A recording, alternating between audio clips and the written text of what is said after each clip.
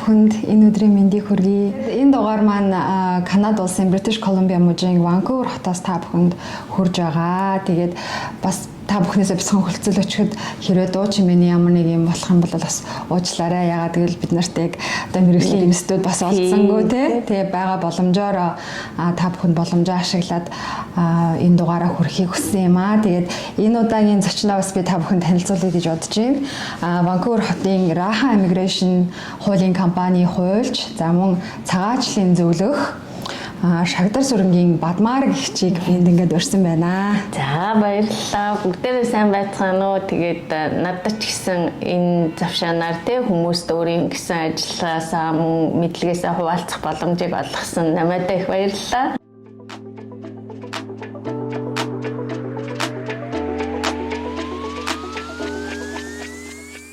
Хүмүүс бол Канадад одоо ирж суралцах хүсэлтэй, гэр бүлээрээ амьдрах хүсэлтэй тий. Гэвч яг яаж хэрхэн суралцах юм бэ? Яг ямар замаар явах юм бэ те?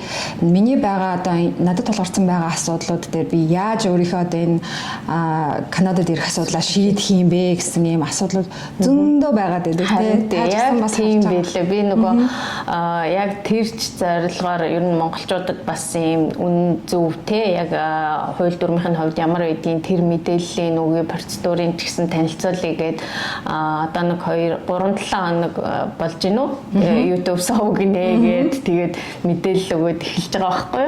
Тэгээд айл болох бас хүмүүс ер нь одоо ч ингээд зөв мэдээлэл аваад үнэн зөв одоо юу гэдгийг зөв замаар нь явах юм бол нэгдүгээр цаг хугацаа юм аа хэмнэн нь одоо тий төсөв санхүүгийн хувьд ч гэсэн юм аа зохицуулна ч гэдэг юм уу ийм их даваа талууд байгаа шүү дээ. Мөн програмуудаа зөв сонгочих юм бол цааш нь одоо үргэлжлүүлээд юу гэдгийг ажиллаад амьдрах ч байдаг юм уу суралцах ч байдаг юм уу хүүхдүүдээ одоо илүү боломжтой замуудыг нээж өгөх гэх мэт ийм маш олон давуу талууд байдаг учраас би ер нь бол хүмүүст өөртөө ингээ холбогдож байгаа хүмүүст ч гэсэн хэлэхдээ аль болох та ингээ яг зөв мэдээллийг аваад тэгээд бас хийж байгаа алхмууд ч гэсэн зөв байвал тий. Тэгээд илүү боломжтой, илүү давуу талуудыг авах боломж олдноо л гэж хэлээд байгаа юм да.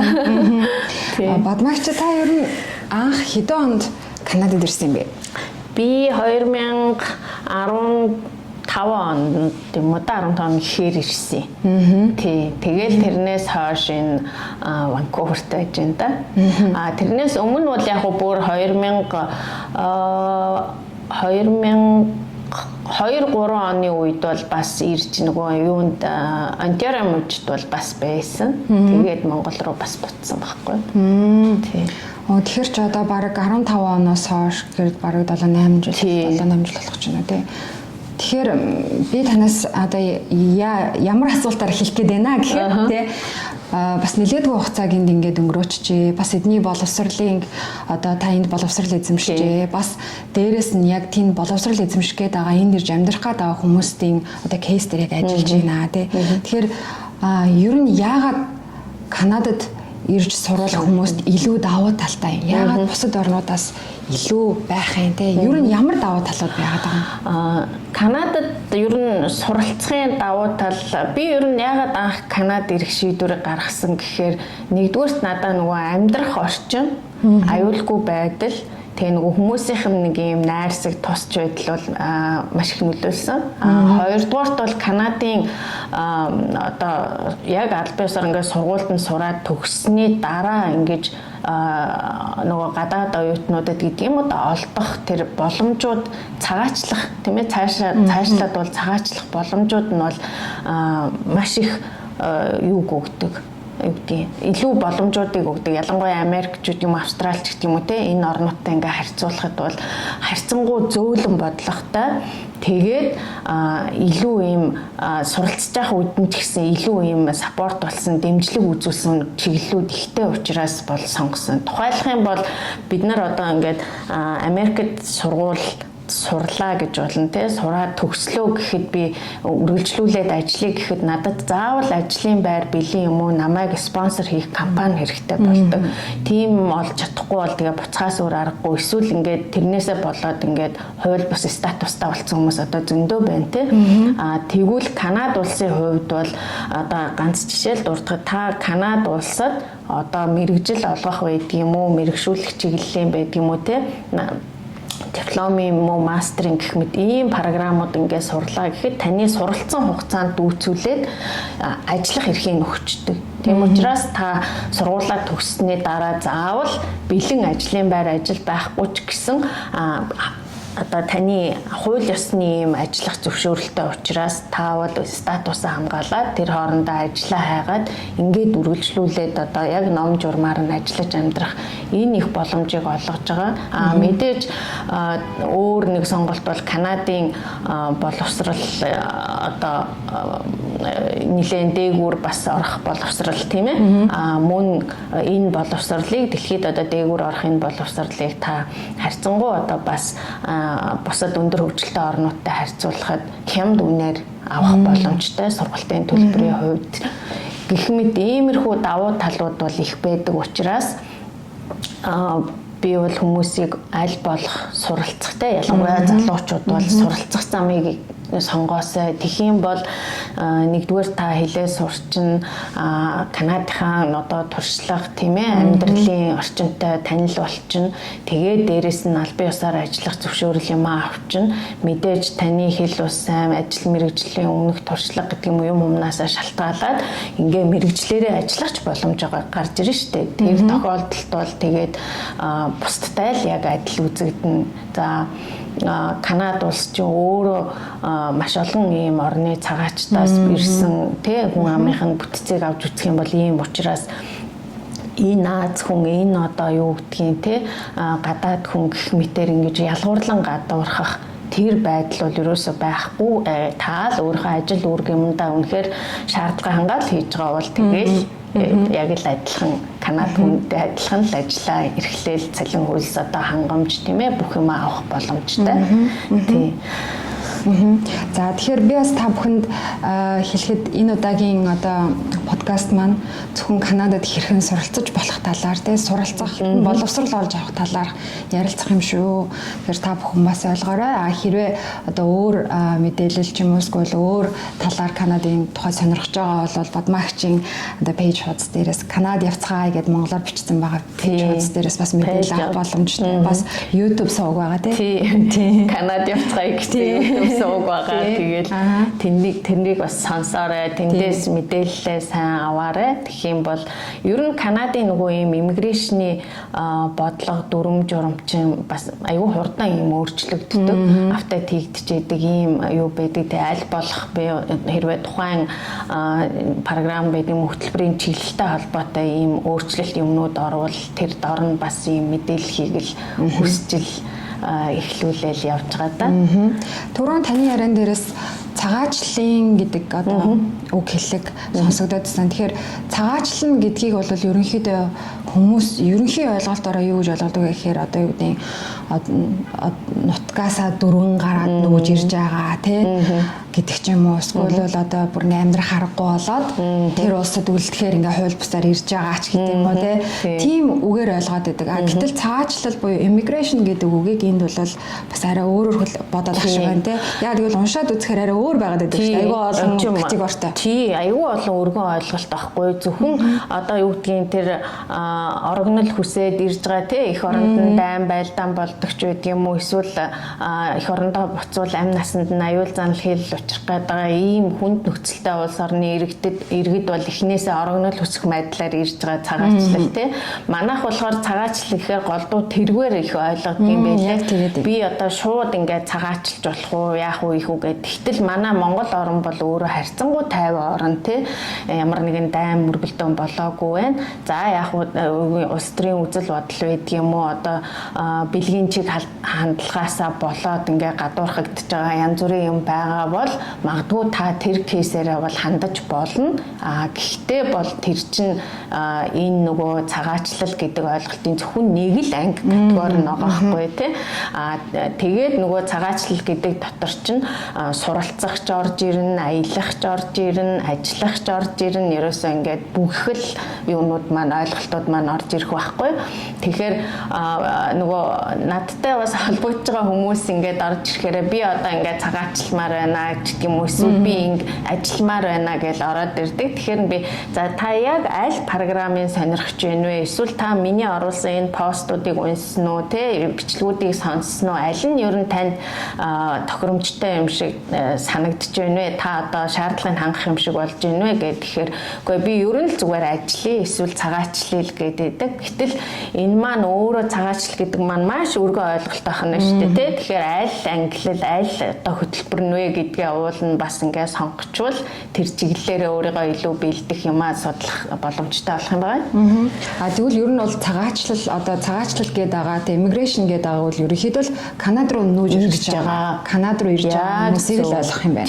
Сурах, ажиллах тий гадаадын иргэн ерөөсөө Канадын иргэн биш, Канадын байнга оршин суух иргэн гэсэн үнэмлэхтэй биш л бол та ер нь нөгөө гадаадын иргэн те гадаадын харьяат гэдэг ойлголтод хамрагдана. Тэр бүх хүмүүсийн л одоо Канадад ирж байгаа процедурууд бүгд л хамрагдана л гэсэн үг. Тэр түрүүн бас нэг сургалтын юм дээр түрүүн ярьж байхад одоо богино хэмжээний ч бай, урт хугацааны ч бай те бакалаврын, магистрийн ч бай гэдэг сургалтуудад сурсны дараа одоо ажиллаж амьдрах боломжтой ингээд визэн сонгож өгд юм аа гэж түрүүн хэлжсэн. Тэгэхээр ер нь хамгийн багадаа жишээлбэл энд хичнээн сарын курс сургалтанд суусан байх хэрэгтэй. Эсвэл тийм тэрнээсээ хамаарат бодвол одоо нөгөө ажиллах эрхний хугацаанд хамаардаг байх тийм. Яг тийм. Тэгэхээр эдний одоогийн мөрдөж байгаа иммиграшны хуулиараа бол ямар шаардлага тавьж байгаа гэхээр хамгийн доотлолын хугацаа бол 8 сар. Тэгээд тэрнээс дээшээ хугацаатай ийм сургалтууд байх ёстой. Гэхдээ тухайн сургалт маань бол хэлний сургалт бол биш тийм ээ. Өөрөөр хэлбэл яг мэрэгжил олгох тодорхой нэг төрлийн тийм үү одоо үсчин ч гэдэг юм уу, тогооч ч гэдэг юм уу тийм мэрэгжил олгох эсвэл нөгөө мэрэгжлээ дээшлүүлэх нөгөө магистр гэдэг юм уу, докторийн гэдэг юм уу тийм ийм чиглэлийн сургалтууд байх хэрэгтэй байхгүй. Хэрвээ цааш нь үргэлжлүүлээд нөгөө ажиллах хэрэг авъя гэх юм бол тэгээд хугацаанаасаа шалтгаалаад гэдэг маань 8 сараас одоо 1 жил хүртэлх хугацаатай сургалтанд хэрвээ та хамрагдчих юм бол төгснөхийн дараа танд бол 1 жилийн ажиллах хэрэг өгч байна. Ерөөсөө 8 сар л одоо хамгийн багадаас байхад 1 жилээр тийм 1 жил. Тэгээд жилээс дээшээ 3 жил шөнө тэрнээс дээш одоо ер нь бол максимум 3 жил хүмүүс сурж байгаа штэ тийм ээ. Мастрын ч гэдэг юм диплом тийм сургалтууд суулаа гэхэд хамгийн дээд нь 3 жилийн ажиллах хэрэг өгөх байхгүй юу? За тэгэл тэр ажиллах эрхийнхаа хугацаанд та ажиллаж агаад хэрвээ одоо хүсэх юм бол цааш нь нөгөө байнга оршин суух эрхт аплайдах эрхтэй боломжтой энэ нь хүлээн зөвшөөрөгдсөн юм байна.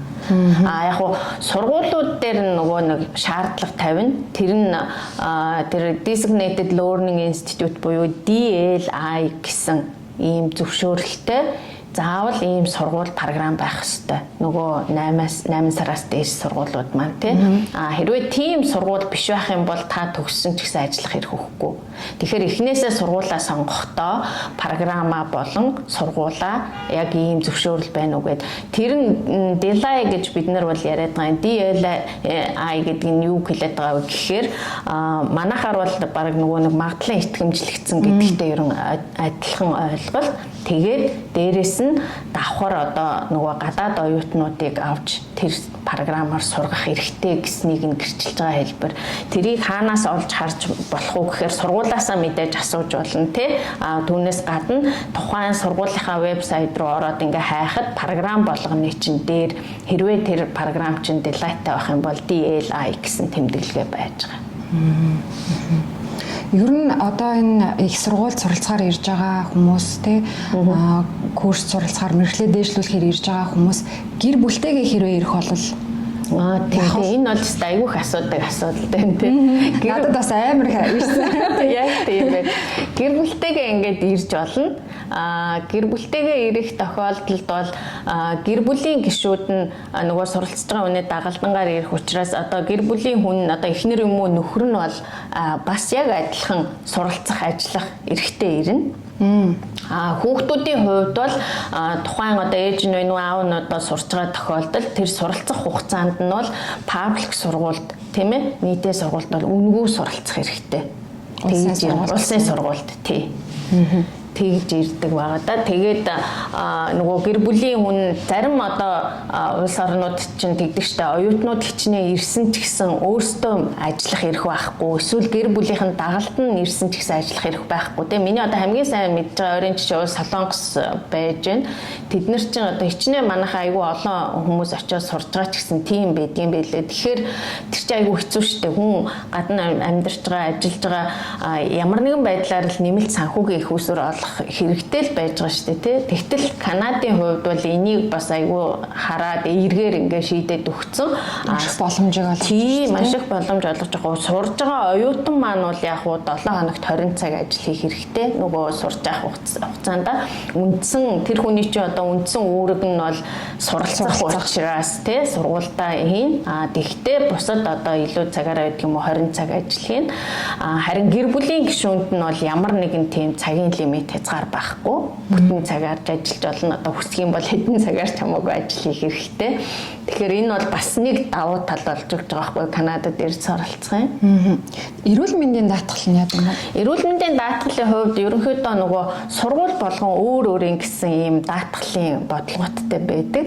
Тэгээд тэргээрээ ерөнхийдөө даатгал байдаг. Ойролцоогоор бол нэг одоо 1000-аас за 1500 те ерөн хамгийн дээдл нь ийм эрүүл мэндийн даатгалын юу гардаг, төлбөр гардаг. Тэгээд тэрийг бол яг нэг удаа нөгөө хичээл эхлээл яхад л төлнө штэ. Тэгээд тэрэндээ гэр бүлийнхнийгаа бас хамруулж болно. Тэгээд Канадын нөгөө нэг бас давуу юм чинь бүх одоо жишээ нь суралцахаар ирж байгаа оюутнууд хүртэл ингээд тэрийг төлөөд бүгдээрээ эрүүл мэндийн даатгалтай болчих нь байна.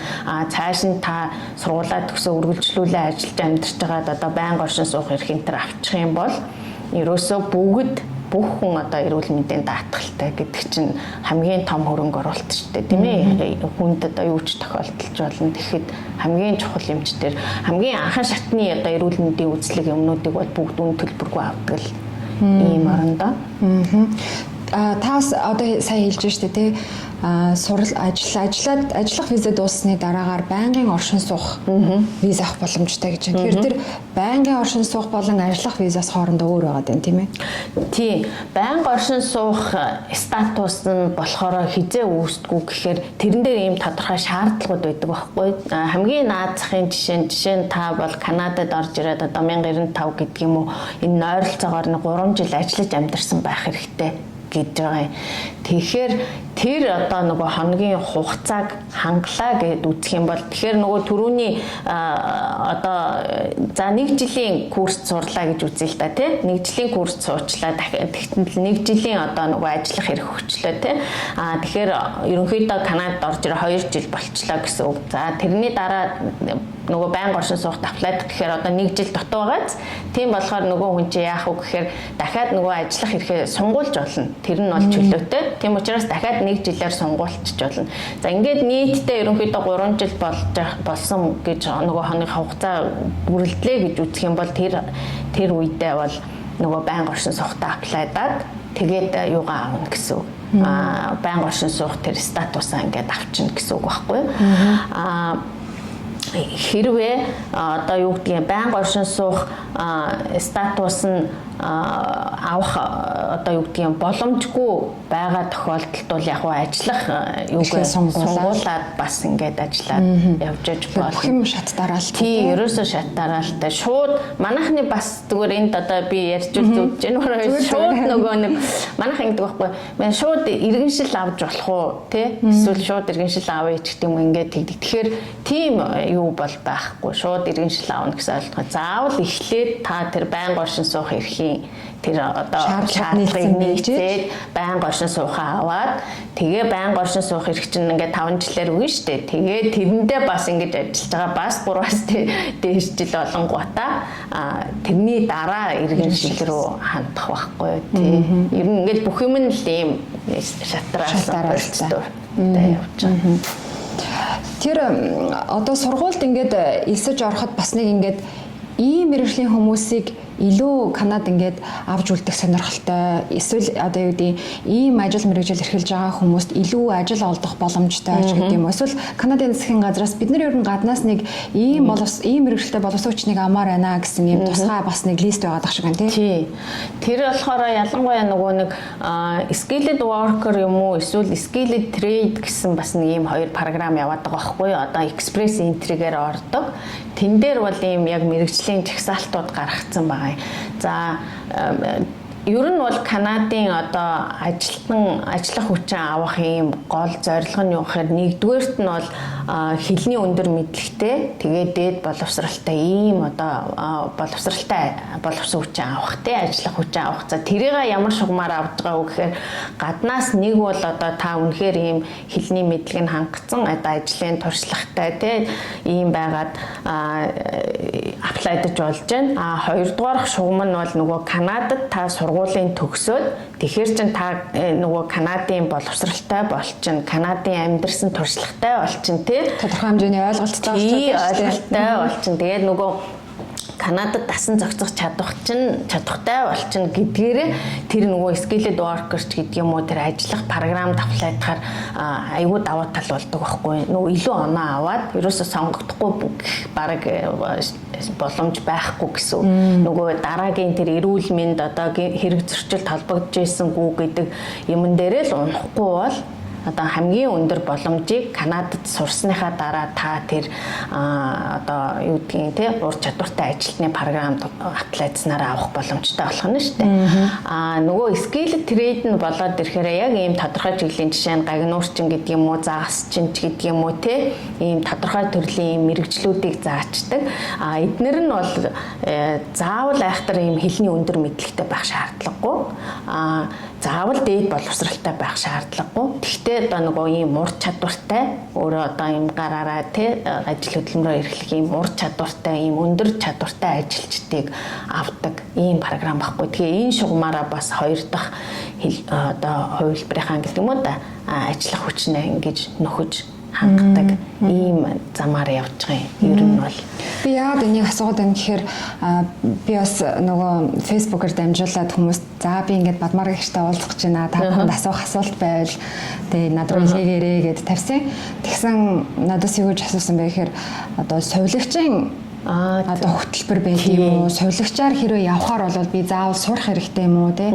Яагаад тэрийг хүмүүс ихэвчлэн асуугаад байна гэхээр Европын орнууд руу ч юм уу ингээд ийм тусгай яг сувилагчийн одоо жилд 48,000 сувилагч авнаа. Эсвэл бол хэрвээ та сувилагчаар ажиллаж байсан бол бид нар таныг авнаач гэдэг юм уу те? Тим юм хөтөлбөрүүд аявих байгаад байдаг шүү дээ. Тэгэхээр хүмүүс тэрнтэй холбогдуулж асуусан болоо гэж бодсон. Тэгэхээр тэр сувилагчаар ирж байгаа хүмүүс тийм програм байна уу? Эсвэл бол бас суралцахаар ирж болд юм болоо яг сувилагчийн чиглэлээрээ тий одоо ялангуяа нөгөө нэг одоо сүүлийн 2-3 жил чинь ковид гэж гараад тий ер нь дэлхийд даяараа л одоо сувилагч одоо энэ эмнэлгийн чиглэлийн ажилтнууд ч аюу эрэлт хэрэгцээтэй юу боллоо шүү дээ. Тэгээ Канадад ч гэсэн яг л тийм одоо сувилагч нар аюу их шаардлагатай болоод сувилагч авах гээд бүр тусгайлан одоо юу гэдэг яг Канадад ороод ирсэн. Гэхдээ та өмнө нь ийм сувилагчийн одоо ажил хийжсэн туршлагатай тий тэгээд ийм бол одоо байнга оршин суухад ирэхэд шууд аплайдад авах ийм боломж програм энтрийг бол зарласан байсан. Тэгээ одоогор бол тэр нь ингээд одоо хаагдсан юм да дууссан байгаа. Гэхдээ мэдээж одоо цаашид одоо нөхцөл байдал өөрчлөгдөхөөр дахиад яахыг бол мэдэхгүй те магадгүй дахиад зарлагдаж магадгүй. Одоогийн байгаа байдлаар бол сувилагчид ямар хэлбэрээр одоо аплайдж ажиллах эрх авах боломжтой байгаа вэ гэхээр нэгдүгээрт нь бол тэр нөгөө түрүүний одоо цохсон ярьсан skilled worker шүү дээ тий тэр програмаар аплайдж болно.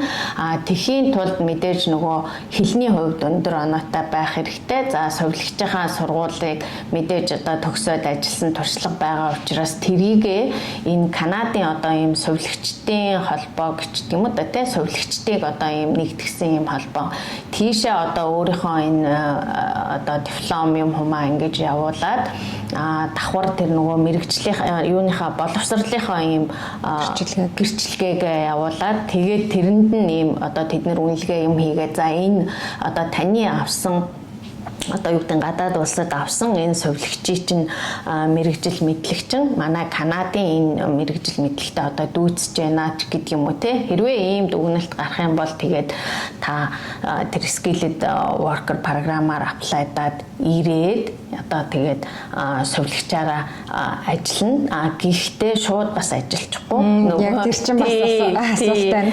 Тэгэхээр яах вэ гэхээр нөгөө эдний нөгөө license гэдэг юм уу те зөвшөөрөл авах хэрэгтэй. Тэхийн тулд эдний одоо бас тэр сувилагчийн тийм богино хэмжээний сургалтууд байдаг л да. Тэднэрт ингэж хамрагдаад ингээд сертификатыг авсны дараа бол та сувилагчаар ажиллах боломжтой байгаа. Нэгдүгээрт хоёрт нь бол яг нөгөө PMP гэдэг нөгөө мужуудын програм байгаа шүү дээ тий. Муж одоо British Columbia Alberta гэж тий. Яг тий. Тэд нар ч бас нөгөө сувилагчуд юм ажиллах хүч хэрэгтэй байгаа шүү дээ. Тэгэхээр тийшээ бас хандаж болно тэр програмаар. Тэгээд тухайн мужи руугаа бас хандаад тухайн мужаас одоо сувилагчид ямар шаардлага тавьж гэнэ үү те. Тэр шаардлага юмнуудыг хангаад ингэх юм бол мөн одоо ингээд цааш нь үргэлжлүүлээд яг хөө тэр хичнээн муж гэж эхлээд аплайдж байгаа ч гэсэн явагдах процедур бол ерөнхийдөө тэр экспресс энтригийн процедураар л явагддаг. Тэргээрээ ингээд бас яваад ингээд ийм л арга замуудаар одоогийн байдлаар бол сувилагч нар ирж ажиллах боломжтой байна тий.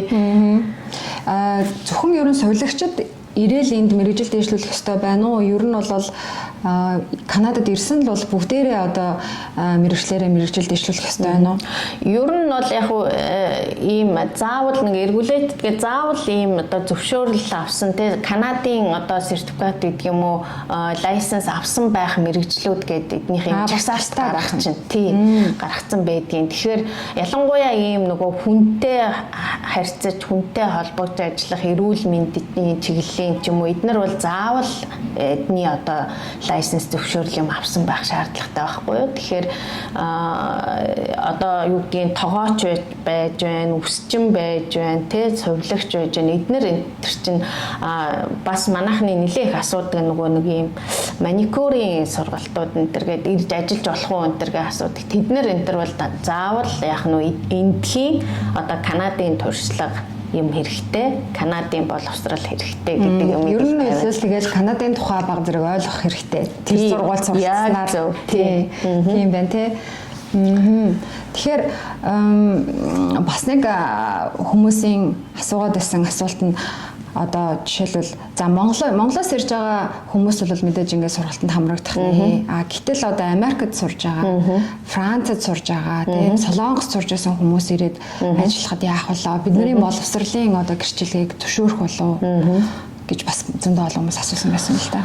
Ер нь бол яг нэгдүгээрт бол эдний нөгөө явж байгаа энэ иммиграшны бодлого юмнуудад аплайдыг гэхэд таны одоо иргэншил аль улсын иргэншилтэй вэ гэдэгтэй ер нь их холбоотой тий.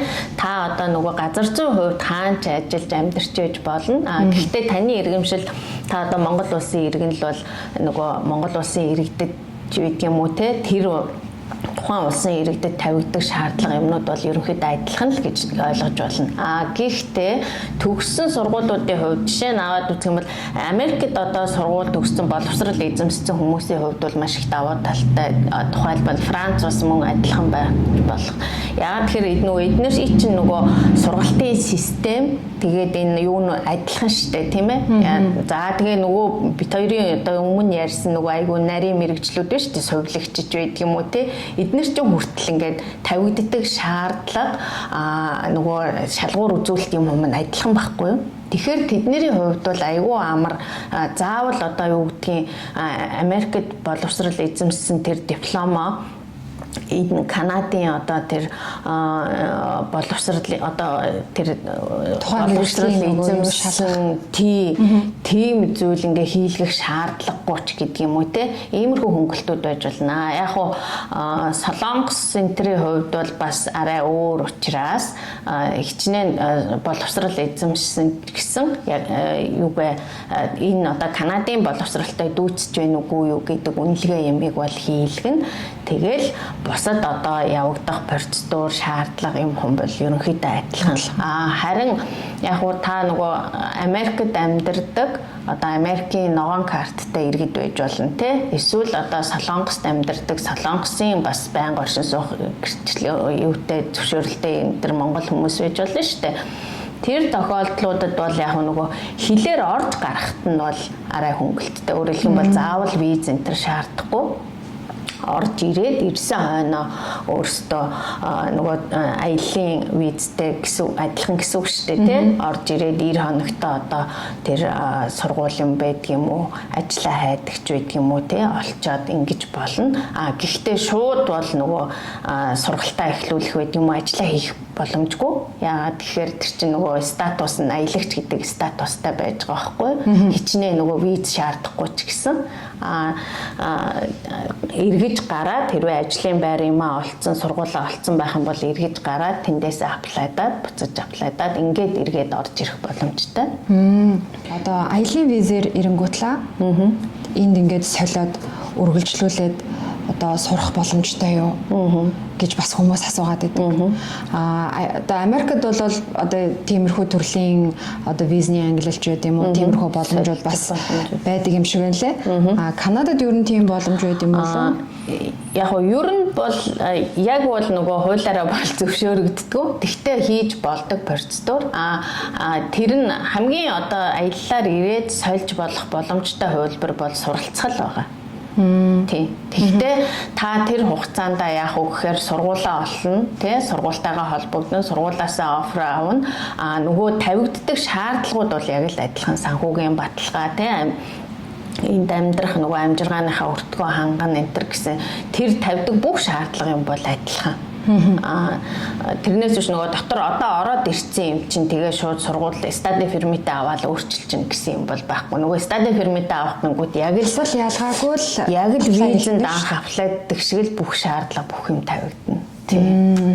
Тэрнээс хүмүүсийн тэр нөгөө шууд нөгөө ажиллах ирэхээр солинч гэдэг юм уу тэр бол миний хувьд бол хэлэхдээ энэ бол айгүй худлаа шүү тий боломжгүй шүү ер нь боломж багтай шүү гэж л хэлдэг. Яагаад тэгэхээр бүр л одоо ингээд нэг гоцгойд одоо авьяастай ур чадвартай одоо тэгээд юу гэдгийг үнэхээр энэ Канадын одоо үйл ажиллагаа явуулж байгаа аж ахуй нэгж байгууллага нь одоо гаднаас болон эсвэл одоо үнэхээр таныг л авч ажиллуулахгүй бол ажиллах боломжгүй гэж үзэл өөрсдөө тэр урилга юмаа өгөөд тэгтээ тэр урилга нь одоо зүгээр нэг ажлын урилга биш тийм ээ LMI гэдэг одоо эдний тэр Канада сервис буюу тэр хөдөлмөрийн бирж дээр ингээд бүртгүүлээд албан ёсоор ингээд бүх шаардлага юмнуудыг хангацсан ийм нарийн үнэхээр л манад хэрэгтэй хүмүүст батлагдсан тийм л байхгүй бол тэр бол одоо үнэхээр боломжгүй хувилбар. Гэхдээ одоо хүмүүс айгүй их тийм ойлголттой байдаг юм уу эсвэл тийм мэдээлэл авсан байна уу? Аялын визээр очиж шууд ажиллахаар ингээд сольж өгнө, солиулна энэ төр гэд асуугаад идэм байлээ тий. Би бол ажиллана гэхээс илүү таавал одоо хэрвээ үнэхээр боломж ч байгаа бол таны хамгийн солиулж болох боломж статус бол суралцах гэж хэлэх байна. Монголоос суралцахаар одоо ингээд аплай хийж байгаа хүүхдүүд жишээлбэл хамгийн түрүүнд хэрвээ зөвшөөрөгдсөн бол сургуультай тэнцсэн бол Канада элчин сайдын яам руу материалаа явуулаад хамгийн эхлээд суралцах виз гэж аваад байдаг. Гэтэл энэ нэрэнгүүд бас нэг стади пермит гэж нэг бас авах хэрэгтэй болоод байна. Та тэрний талаар жоохон тодруулаад хэлээ. Яг зөв. Чист аюу зөв асуулт асуулаа. Би харин бас бодож ирсэн энийг нэрээ хэлж өгье даа. Виз статус хоёр ч хоёр өөр юм байгаа байхгүй юу? Виз гэдэг бол өөрөө одоо тухайн хүнийг л зүгээр Канада улс руу хилээр нэвтэрч орохыг л зөвшөөрж байгаа зөвшөөрөл. Тэрнээс биш бол тэр хүн одоо орж ирснийхаа дараа юу хийх үү, ямар одоо ажил хөдөлмөр эрхэлж болох уу, те ямар зүйл хийж болох уу гэдгийг чинь зөвшөөрдөг зүйл нь одоо тэр study permit буюу work permit гэх те суралцах зөвшөөрөл ажиллах зөвшөөрөл байх нь шүү дээ. Хэдийгээр та ингээд визтэй өөрөлдөх юм бол ороод ирсэн та суралцах виз аваад ирсэн ч гэж болно тийм паспортн дээр наасан юм мэдээлэл бичиж байгаа шүү дээ. Тэрнтэйгээ ингээ ороод ирсэн. Тэгээд та study permit буюу нөгөө суралцах зөвшөөрлөө аваагүй байгаа бол та сургууль сурж болохгүй, ажил хийж болохгүй. Тийм байхгүй юу? Ягаад гэвэл таны статус хэзээгээр суралцсан гэд виза авсан ч гэсэн тэр чинь яг л аяллаа визээ, аялагчийн статустай байгаа л гэсэн үг. Зүгээр л student visitor хоёр бараг ялгаагүй болчих. Ялгаагүй тий. Тэрий чин одоо ялгаж өгөөд танд одоо суралцах зөвшөөрөл хийх ажил одоо Канадад байхдаа ямар үйл ажиллагаа хийж болох гэдэг лимитийг чинь зааж өгдөг юм чинь тэр study permit буюу ажил work permit гэдэг тэр статус байхгүй юу? Тий. Тэгэхээр би нөгөө хүмүүст ч бас хэлдэг. Виз нөгөө юу study permit буюу тэр зөвшөөрөл хоёр те статус хоёр чинь шал хоёр өөр ойлголт шүү. Тэрийг ялгаж ойлгоорой. Тэгэхгүй болохоор хүмүүс за визтэй л бол ороод юу ч хамаагүй хийж болно. Дуртайгаа хийж болно. Ер нь тийм ойлголт нийтэд байгаа тийм. Тэгэхээр тийм биш байх нь шүү дээ те. Виз бол зүгээр л таны хэлээр орохыг л зөвшөөрж байгаа бичиг. Та визтэй байсан ч таныг оруулах байж болно шүү дээ. Хэл дээр тийм ээ шалганыхаа материалын мич үзэл уучлаарай та Канада руу нэвтрэх боломжгүй юм байна гэвэл тэгэл та буцна л гэсэн үг шүү дээ тийм. Тэгэхээр виз статус хоёр тусдаа ойлголт шүү гэдгийг л аягүй сайн ойлгох хэрэгтэй хүмүүс бас.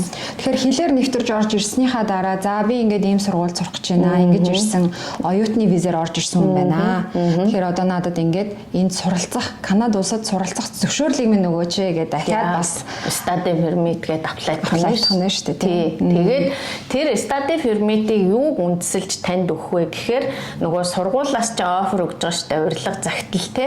Одоо ямар хугацаанд, ямар чиглэлээр, ямар хичээл үзээд те, ямар сургалтанд хамрагдах ингээ өгж байгаа. Тэрийг чинь хараад одоо танд ямар хугацааны одоо суралцах зөвшөөрөл байдаг юм уу? За ажиллах зөвшөөрөл өгөх бол ямар ажиллах зөвшөөрөл өгөх ингээд энийг чинь ингээ бүгдийн тэрэн дээр нь заагаад өгчдөг байхгүй. Тэгвэл тэр одоо study permit-тэй байжгаад би энэ улсаас ингээд одоо амралтаараа ч юм уу те төр хугацаагаар ингээд гараа явлаа. Гэтэл миний виз бас дууссан байвал би тэрийгээр ингээд зорчоод байж болох. Яг л би зөвшөөрөлтэй байгаа шүү дээ. Тий. Тэрхээр нөгөө нэг study permit чинь бол яг Канада дотор орж ирсний дараа л юу хийх вэ гэдгийг чинь зааж өгж байгаа бичиг гэсэн. Ерөөсөө улс доторх зөвшөөрөл. Тий. Тэгэхээр нөгөө виз чинь бол орохыг зөвшөөрж байгаа баримт учраас хэрвээ таны одоо виз сурж итэл одоо виз чинь дуусчих болно шүү дээ тий. Магадгүй нэг удаагийн л виз өгсөн байж болно тий. Олон удаагийн визтэй хүн бол хэдэж ороо гарч болох юм чинь.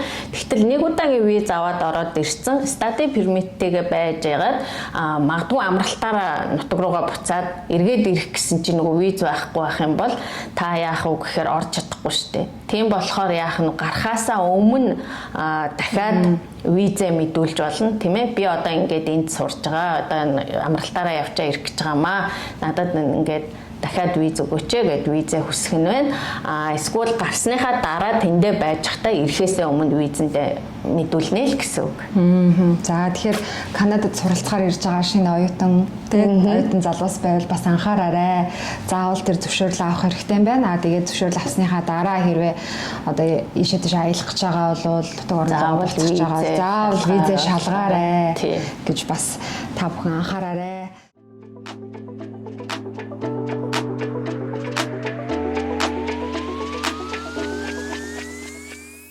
Миний хийдэг ажил маань бага насны хүүхдүүдтэй бас их ажилтдаг. Тийм. Тэгээд тэр хүүхдүүдтэй бас ирээдүйд нь одоо аль чадлаараа боломжийг одоо нээж өгөх юмсан, үзүүлэх юмсан, тэгээд ээж аавд нь бас танилцуулах юмсан гэж бас хичээдэг. Тэгээд дараагийн маань асуултууд болохоор арай бага насны хүүхдүүд рүү би чиглүүлэх гээд байна л да. Тийм. Яагаад тэгэхээр айгүй олон ээж аав нар хүүхдүүдээ одоо олон улсын оюутан болгоод ингээд Канадад суралцуулж болох уу те. Яг нь ерөнхийдөө бол ахлах ангийн сурагч нар Америк руу Канада руу ингээд exchange хөтөлбөр програмаар ингээд ирж очиод идэг туршлага бол бид нарт зөндөө байгаад байдаг. Гэтэл бага насны хүүхдүүдэд бас их явуулъя те. Боордын сургууль явуулъя ч гэдэг юм уу. Үгүй бол зүгээр ингийн сургуульд ингээд явуулъя. Өөрөө дагаад яваач гэдэг юм уу. Тийм сонирхол бас эцэгчүүд зөндөө гарцсан байна л да. Тэгэхээр тэр ер нь хэр боломжтой байд юм бол Ер нь бол боломжтой тийм ээ. Канадын хувьд бол бага насны буюу насанд хүрээгүй хүүхэд гэдэгтээ хэдэн насны хүүхдүүдийг авч үзэх үү гэдэг нөгөө мужаасаа бас шалтгаалаад өөр байж байгаа. Голдуу 18 болон 19. Ялангуяа манай Ванкувер энэ BC бол 19 хүртэл. British Columbia мөн тийм.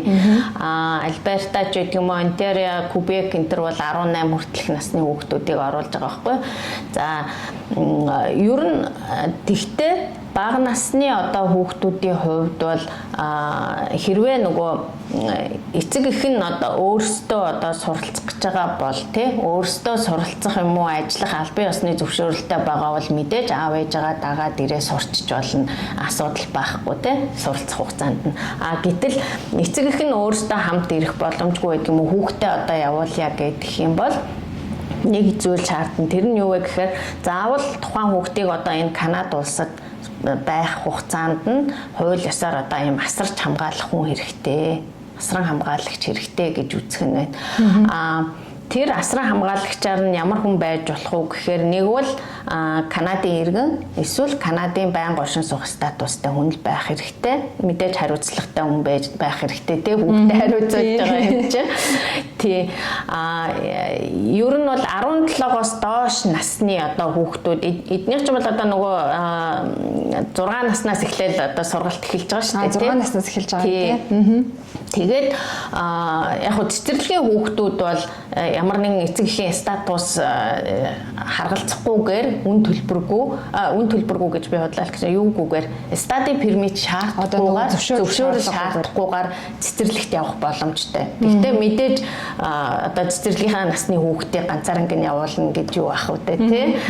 Сургууль бол 6 наснаас ингээд эхлээд 17 хүртэлх насны хүүхд бол бүр заавал одоо Канада улсад тийм асран хамгаалал Канадын иргэн юм уу тийм байнга оршин суугтай тий.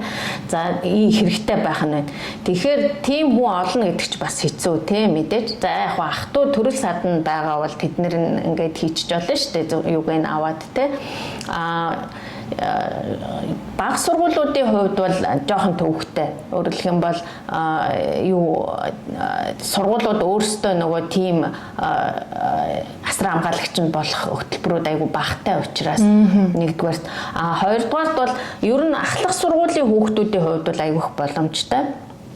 Хувийн сургуулиуд байгаа те. Өөрөөр хэлэх юм бол 8 дугаар анги байсан шүү дээ тий. 7 дугаар ангиас дээшээ 12 хүртэлх ангийн хүүхдүүд бол Канадын ийм хувийн сургуулиуд ихэнх нь ийм юутай өөрсдөө нөгөө асран хамгаалагч нь болоод ингээ хүүхдүүдийг байрлуулаад тий бордон сургууль хийгээд ингээд явах боломжтой учраас заавал одоо яана тэнд таньдаг хүн байхгүй төрөл садан байхгүй гэж санаа зовох юмгүй байх нь шүү дээ тий.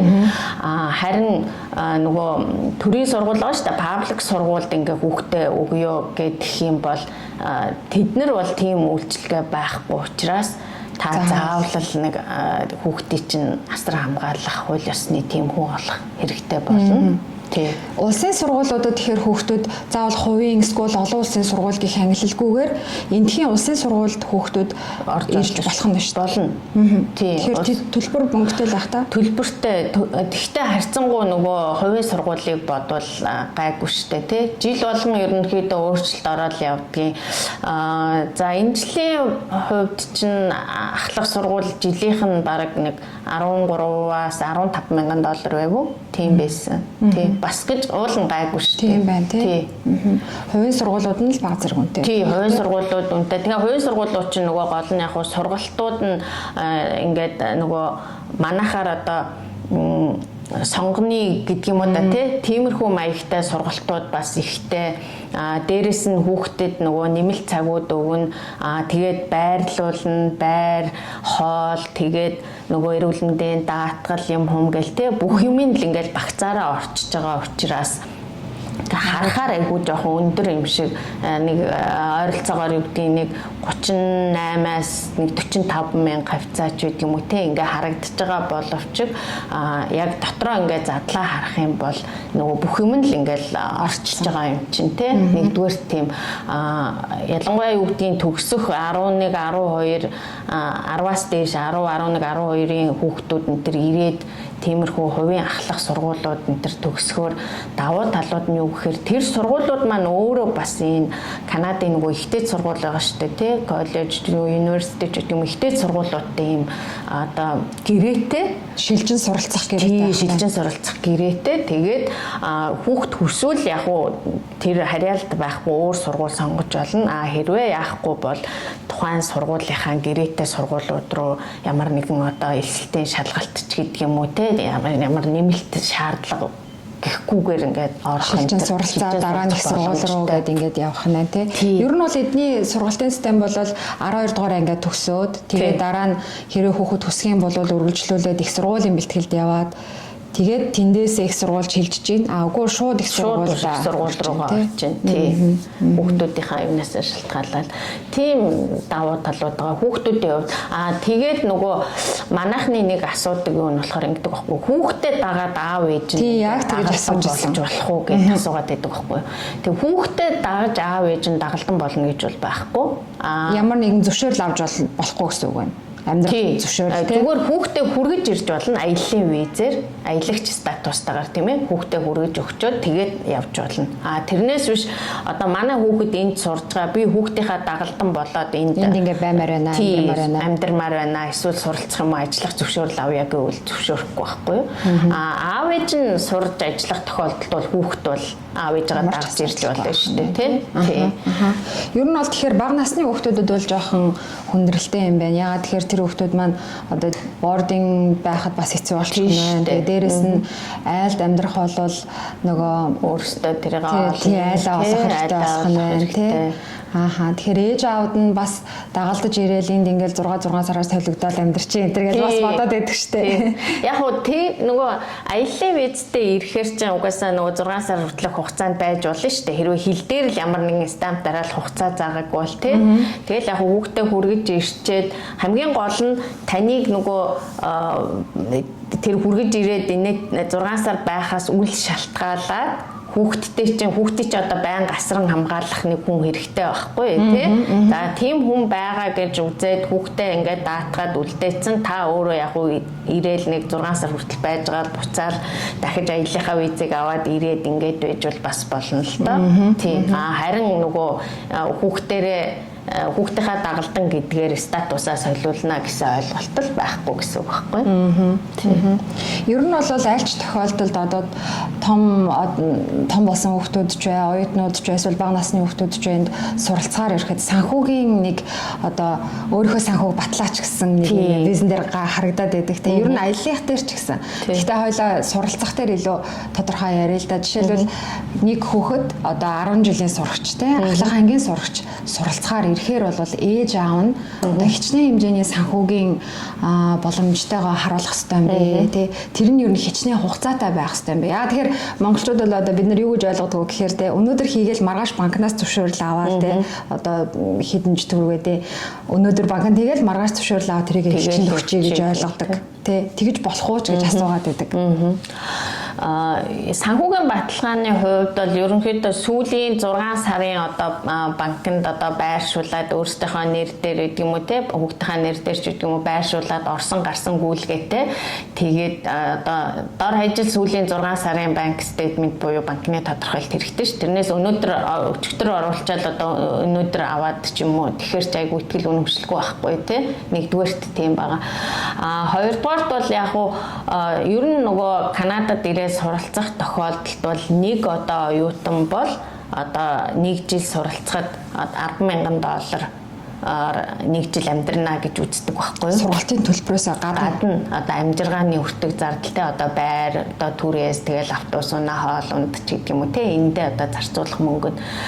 За тэгээд дээрэс нь бол мэдээж сургалтын төлбөр тэгээд одоо ирж буцах зардал нь мэдээж хангалттай бас байх хэрэгтэй те. Гэх мэт ойролцоогоор бол нэг ийм хэмжээний үнийн дүнтэй санхүүгийн баталгаа байх хэрэгтэй. нөгөө ахлах сургууль байгаа штэ. Хэрвээ ахлах сургуулийн хүүхэд маань нөгөө одоо хувийн ахлах сургуульд сурахаар болоод ингэсэн тохиолдолд бол тэдний чинь нөгөө сургалтын төлбөр, байр, инээтргээл бүх юм нь ороод би түрүү ойролцоогоор нэг 40 мянган доллар болно гэж тэгжсэн те. Тэр тохиолдолд бол нөгөө тусдаа тэр нэг 10 мянга энэ гэхгүйгээр тэр сургуулийнхаа ерөнхий гаргасан тооцоололт ингээд оролцуулаад юугээ дүүцүүлж болно. Санхүүгийнхаа баталгааг. Дараагийн маань асуулт болохоор бас нэг нийтлэг ер нь бол бүхний сонирхож байгаа асуулт байгаа. Ер нь яг ямар дарааллаар тий суралцах визэнд аплай хийх хэрэгтэй юм бэ? Ер нь хамгийн нэгдүгээр суралцахаар аплай хийхийн тулд бол мэдээж өөрийгөө бэлдэх хэрэгтэй тийм ээ. Тэр нь бол хэлнийхаа шалгалтыг өгөөд хэлний оноогоо авсан байх хэрэгтэй. За тэгэл тэр санхүүгийн баталгаа гэж ярьсан юм чи санхүүгийн баталгаа юм хүмүүс хангацсан байх хэрэгтэй гэдэг юм уу. За ирээд ингээд суралцаж байх хугацаанд мэдээж арга гэрийн хүмүүс ингээд асуудал юмаа зохицуулах ч гэдэг юм уу. Тийшээ бас ингээд сэтгэл санаа хоёрдоо зовоод байхааргүй байх ч гэдэг юм уу те. Ер нь өөрийгөө хувь хүн талаас бас нэлээд бэлдэх хэрэгтэй шүү дээ. Тэрнээс гадна сургуулаа сонгохдоо бас те ямар сургууль сонгох уу, хаана сонгох уу, аль мужид нь сонгох уу, ямар програм сонгох уу гэдэг тэрийг бас судалсан байвал зүгээр ер нь судлах хэрэгтэй. Тэгэхээр чин ядчаа сургууль руугаа ороод за ийм шаардлага тавих юм байна. Би одоо энэ програмны энэ шаардлагыг хангаж байгаа юм байна. За хэлэн дээрээ би ийм оноо авах хэрэгтэй юм байна гэдэг юм жисэн авчин те. Хамгийн ер нь бол гадаад оюутнуудад тавьдаг нийтлэг тавьдаг шаардлага бол хэлний оноо, хэлний шаардлага байдаг. Тэгээд нийтлэг бас хүмүүс тэгдэж штэ. Заавал хэлний оноо хэрэгтэй мүү? Хэлний оноогүйгээр сурж болтгүй мүү те? Шууд хэлний курсэд сурж болохгүй мүү гэдэг юм уу те? Иймэрхүү асуултыг бас асуугаад байдаг. Тэгээд тэр хүмүүст болохоор би юу гэж хэлдэг вэ гэхээр хэл хэрэгтэй, хэл заавал хэрэгтэй, заавал сураарай те? Ядаж одоо таны одоо хичээл номоо хийхэд хэрэгтэйгээс гадна та ирээд амьдрахад чинь те янз бүрийн асуудал гарна. Та янз бүрийн бичиг баримтанд аплайдах болно. Янз бүрийн одоо хүмүүстэй уулзна. Өөрт чинь асуудал тулгарна. Тэрийг бусдад хэлж ойлгуулах хэрэг болно те. За зүгээр л адгийн наад захнал гараад төөрчлөө гэхэд зүг чиг автобус унаагаа асуух ч юм.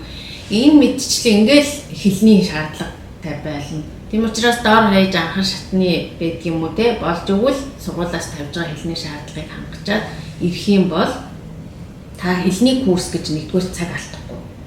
Бас их мөнгө төлөх. Их мөнгө төлөхгүй те хэлний курс үнэтэй шүү дээ. Хэлний мөнгө төлөхгүй. Тэгээд хоёрдугаарт бага стресс, гуравдугаарт бага стресстэй тийм ээ. За ийм учраас сургуулаа сонгохын тулд юуны өмнө өөрийгөө нөгөө бэлдээрээ энэ чиглэлээр гэдэг нь байна шүү дээ. За тэгээд хоёрт нь нөгөө сургуулаа сонгохдоо ямар сургууль сонгох уу гэхээр мэдээч нөгөө өөрийнхөө сонирхож байгаа байршил байдаг юм уу те одоо програм чиглэлээ сонгохоос гадна тэр нөгөө Delight-тэй сургууль, Delight-тэй програм мөн үгүй юу гэдгээ сайн хараарай. Сургуулаасаа тодруулаарай. Тэр сонголтоо хийгээрэй. Магадгүй зарим тохиолдолд бол ингээд нөгөө сургуулиуд руу аплайдаад офер авч чадахгүй байж болно шүү дээ тий. Өөрөлдөх юм бол тэрний дараа нөгөө бүх шаардлага юм ингээ хангацсны дараа танд юу хэрэгтэй вэ гэхээр сургуультай холбогдоод сургуулаасаа одоо урилга авах хэрэгтэй шүү дээ. Тухайн сургууль таныг зөвшөөрч ийн үгүй юу суралцгаач ингээд тийм. Гэтэл магадгүй ингээд их өрсөлдөөн ихтэй олон одоо аппликанттай тий олон оюутнууд суралцахыг хүсэж байгаа сургуулиудаас та магадгүй урилга авч чадахгүй байж болох, сонгогдохгүй тий сонгогдох магадлал бага байж болно. Тэгэх юм бол заавал тэр их олон хүн шаваад байгаа үг биш тий өөр сургуулиудыг бас сонгож болно. Ер нь сургалтын чанар бол адилхан шүү дээ тий сайн учраас гэх мэтчлэн сургуулаа програмаа их сайн судлаарай. Тэгээд өөрийгөө сайн бэлдээрэй л гэж хэлэх юм да. Би бас нэг зүйлийг зүгээр тодруулаа хэлчих юм уу гэж сая бодлоо. Хүмүүс ингэдэг ерөнхийдөө нөгөө сургуулиуд чинь бас офер авахын тулд одоо төлбөрөө төлж гэдэг юм уу те. Эсвэл одоо эхний семестрийнхаа мөнгөийг төлж гэдэг юм эсвэл бүтэн төлсний дараа манайх ингээ урилга өгнө, офер өгнө гэдэг. Тэгэхээр нөгөө хүмүүс ингэдэг.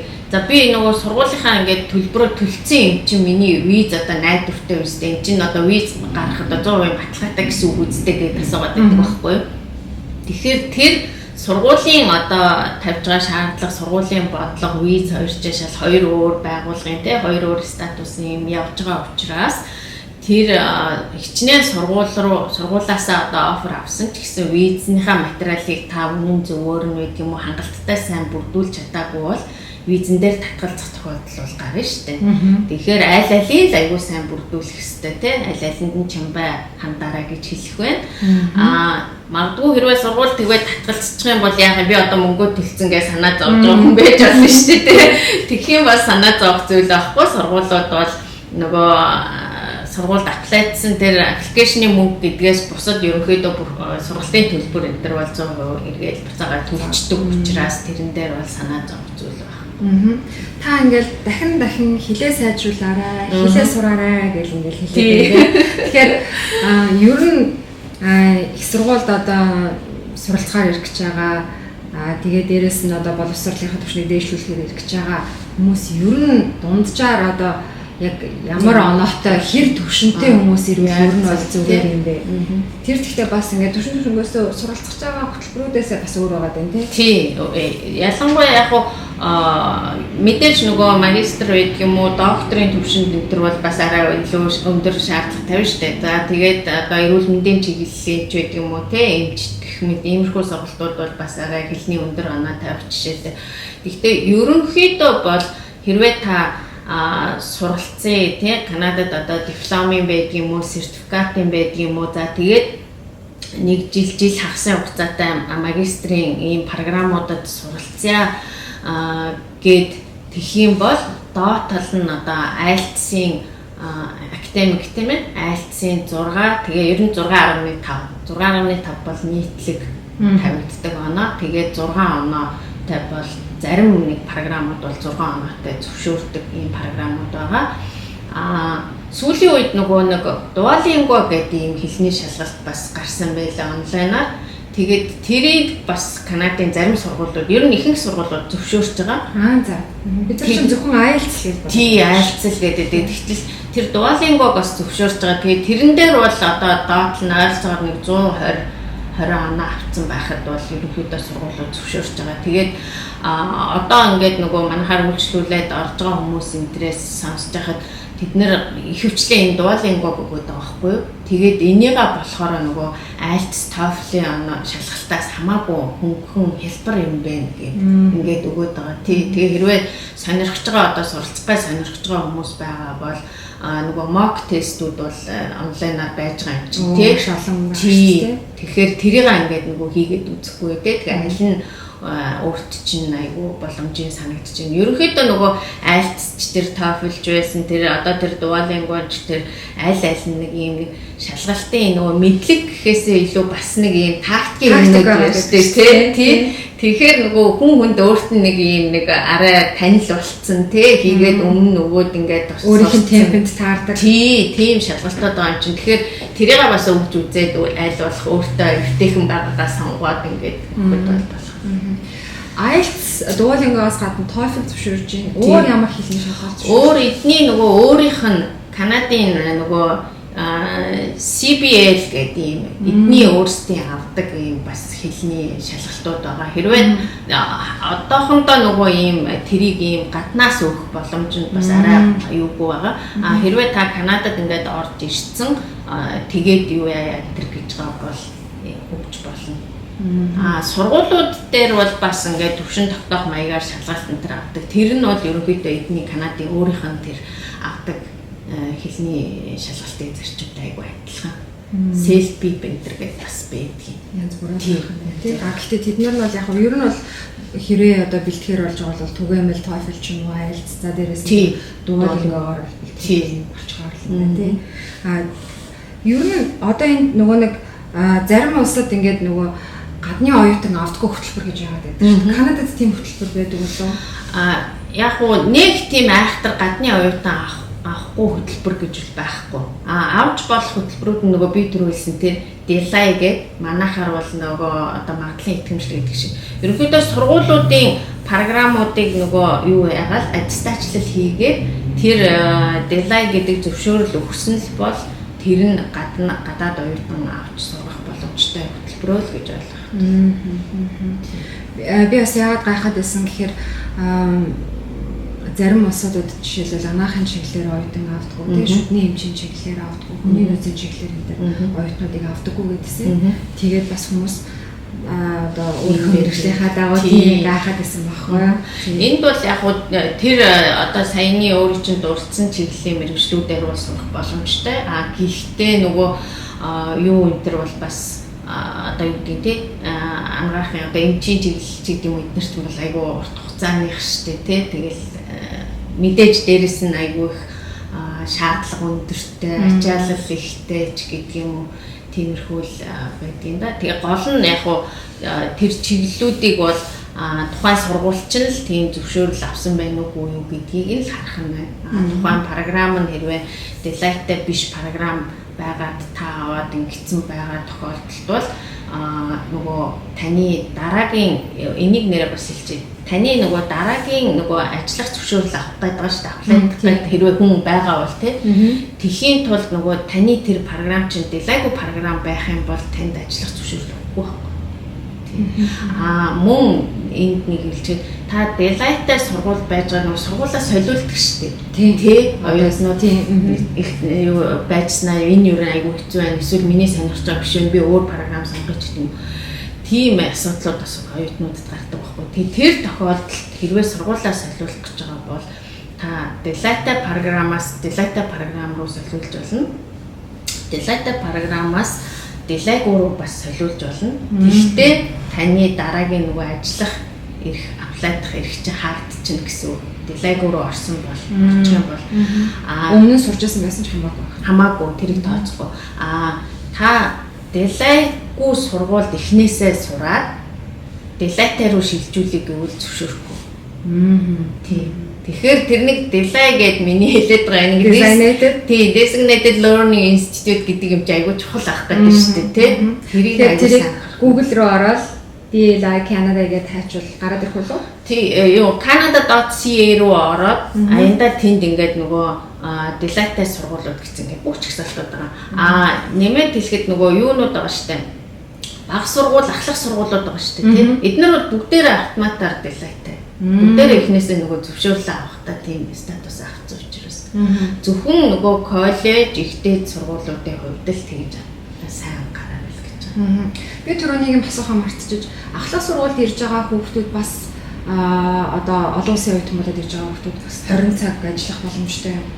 Үгүй тэдний хувьд бол хүүхдүүдийн хувьд бол нөгөө Канад чинь одоо ерөнхийдөө сая өөрчлөгдсөн л доо. Хуучин бол яг нэг 13 наснаас эхлээд нэг юм part time-аар тий баг зэрэг юм өөрийнх нь бие биелдарт одоо тохирсон хөнгөн хэмжээний ажлыг эцэг эхийнхэн зөвшөөрлөөр энэ төр хийх боломжтой байсан.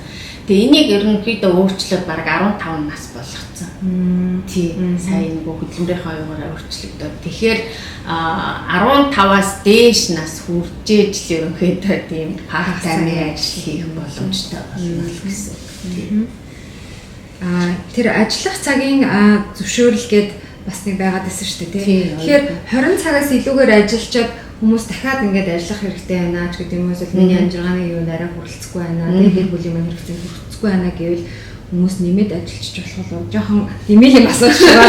Тэгтээс хүмүүс сонирхож магадгүй. Юу бас л ер нь намгийн асуултууд айгүй их яг л нөгөө хүмүүсийн асуудаг айгүй оновчтой нийтлэг асуултуудыг асууж тэр 20 цагийг хэтрүүлж ажиллаж ерөөсөө болохгүй. Хүмүүс тэгдэг байхгүй. Хин намайг хинжған хүн байхгүй шүү дээ, тий. Би 20 цагаас илүү ажилламаар байна, илүү мөнгө олмоор байна гэдэг юм уу, тий. Хагас шүтэн санда бүтэн ингээ ажиллаад би 20-оос илүү цаг ажиллах боломж байна гэдэг юм. Ийм асуудлууд асуудаг байхгүй. Ерөөсөө болохгүй. Яагаад болохгүй гэж байгаа вэ гэхээр та ирээд нөгөө оюутан болоод ирэнгүүт хэрвээ таны study permit дээр чинь таныг ингээ ажиллах хийх хэрэгтэй гэдэг нөө эрхий чинь ингээ заагаад өгнө шүү дээ 20 цаг ажиллах хэрэгтэй гэдэг. Тэгээд ирэнгүүт та давхар бас юу нэмж авдаггүй гэхээр нэг C номер гэдэг эдний одоо social insurance number нийгмийн даатгалын дугаар. За тийм дугаарыг ингээд одоо төр оршин суугчдын тийм 7-оор ихсэн юм дугаар өгнө. Тэр дугаарыг одоо юунд та хэрэгэлдэг, юунд хэрэгтэй вэ гэхээр та ямар нэгэн одоо ажилд орё гэх юм бол тухайн байгууллага чинь танаас заавал тэр дугаарыг асуув. Өөрөлдсөн хууль бусаар ажил хийн гэсэн ойлголт ер нь Канадад байхгүй айгүй хэцүү. Ерөөсөө л ажил олгогч болгон хийж байсан гэсэн SIN номерыг л асуув. Тий. Нийгмийн даатгал төлөгчийн дугаарыг асуув. Тэгээд тэр дугаарыг ингээд бөглөөх юм нэг форм бас өгнө. Тэрийг ингээд бөглөхөөр тэр номерыг чинь ингээд асуув. Хэрвээ тийм байхгүй бол уучлаарай таныг ажил эхлэх боломж байхгүй л гэнэ.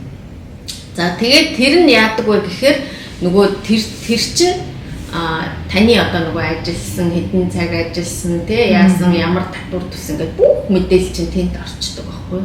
Тийм учраас та одоо нөгөө таны цалин мөнгө чинь ингээд бодогдсон шүү дээ байгууллагын ажиллал тий. Тэгэхээр нөгөө байгууллага чинь тэрийг ингээд бодохдоо нөгөө таны SIN номерыг чи хийгээл тэрийг чи ингээд бодоод өгнө шүү дээ.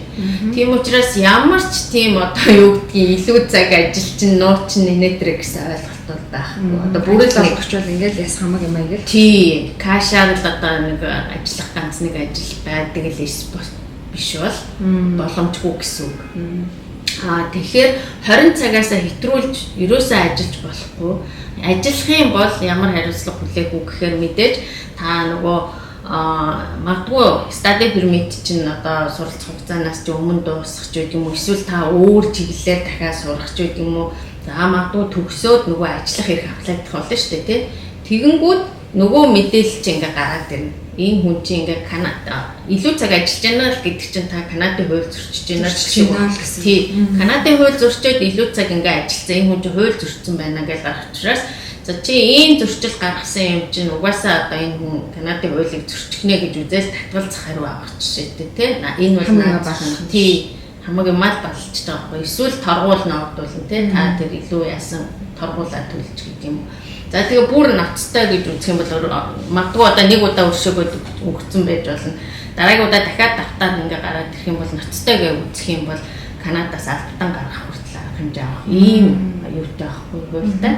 Тийм учраас бити тийм одоо хууль бус юм хууль зөрчил ерөөсөө хийж болохгүй тий бодоод чирэггүй яа. Тэртээ тэргүй гэр бүлийнхэн хүн нь өстэй цагийн лимит хязгааргүй ажиллах тий суралцах хэрэгтэй ирж байгаа юм чинь. Тий. За ерөнхийдөө бол одоо Канадад хэрхэн суралцах талаарх маш дэлгэрэнгүй. За тэгээд бүр ингээд бараг л тий сайнаас нь болохгүй харин тий бүгдийн хэрэг ярьсан шүү дээ. Тий. Зарим нэг юм би асуугаагүй өнгөрцөн гэж магадгүй. Би энийг ер нь бол хэлчихье даа гэж бодоод байд юм аа гэсэн одоо зүйлээр та маань.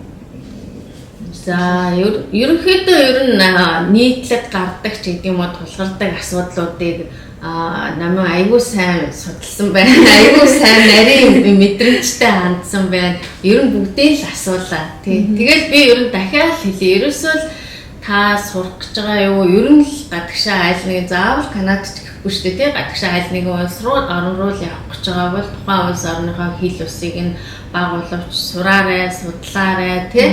Өөрсөнд чинь хэрэгтэй шүү.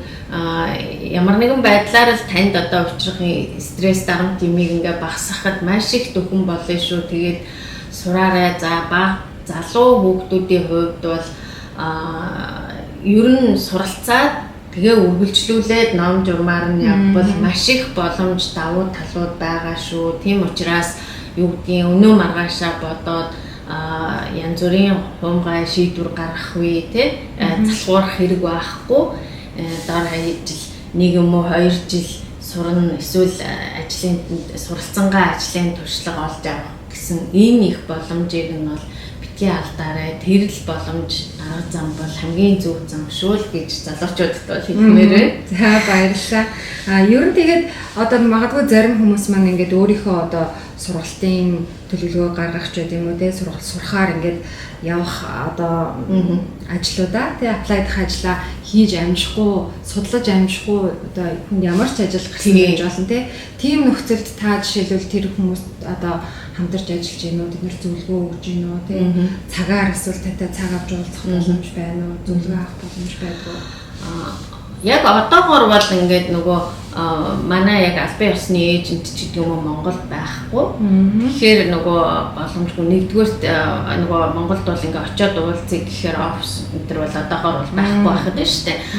Хоёрт болохоор нөгөө цагийн зөрүүнээс болоод бас ингээд айгу төвөгтэй тий. Тэгээд яг би хүмүүсийг ингээ аль болох яг бичээд үлдээгээрээ тэгтээ мэдээж болж өгвөл одоо юу гэдгийг те өөртөө юм жоохон ч гэсэн судлаараа мэдээрээ тэгээд яг өөрт ингээ тохиромжтой боломжтой гэсэн юмнууд байгаа тодруулах юмудаа бичээд үлдээгээрээ гэж уул нь бол хэлдэг.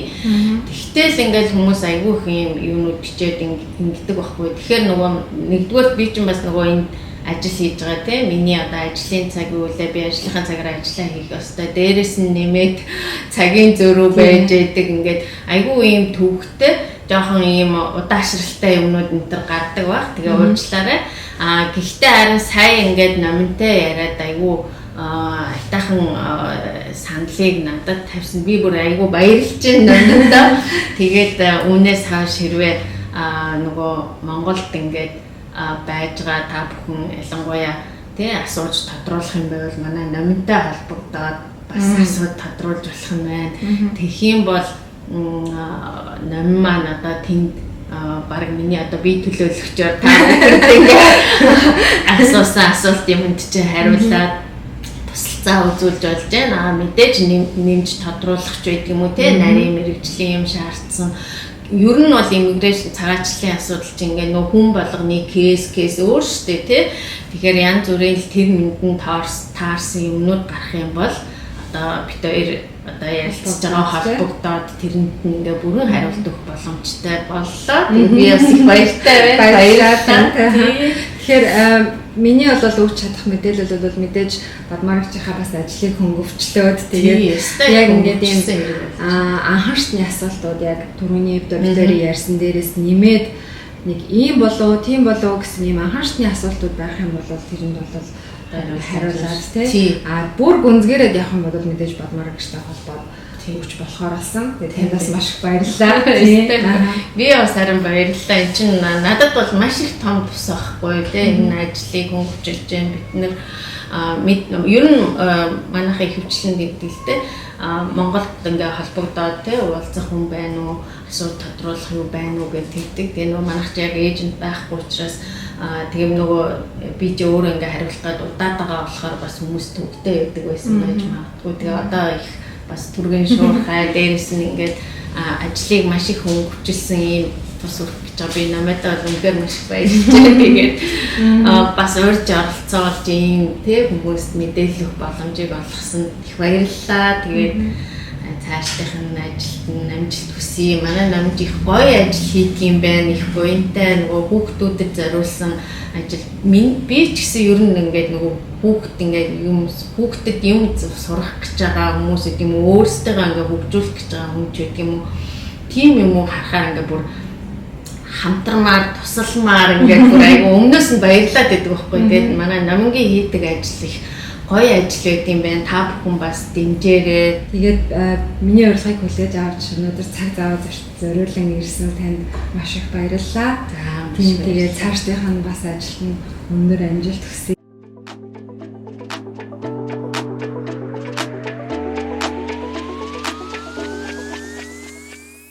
За тэгээд ингээ өнөөдрийн дугаарт маань Канадын Ванкувер хотод одоо ажиллаж амьдарч байгаа Raha Immigration хуулийн фирмийн хуульч, за цагаачлалын зөвлөх Шагдар Сурангийн Бадмараг гэгч маань одоо миний урилгыг авч та бүхэнд өнөөдөр маш гоё мэдээллүүдийг өглөө. Тэгээд бидэнтэй хамт байсан та бүхэнд бас маш их баярлалаа.